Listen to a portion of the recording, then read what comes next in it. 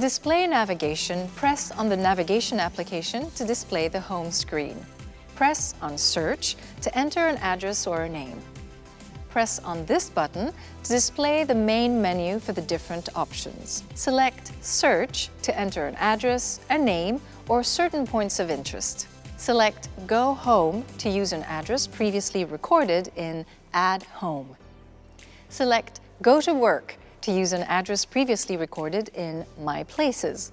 Select Recent Destinations to display the last destinations searched for. Select My Places for rapid access to the places recorded as well as your favorite destinations. Select My Trips to display your preferred itineraries.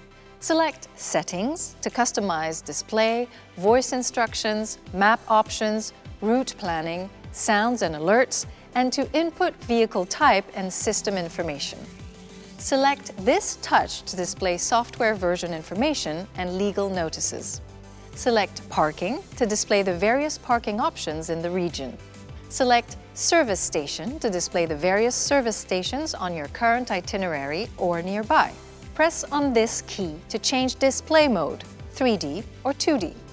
Press several times on this key, select Sound Activated, Alerts Only, Silent.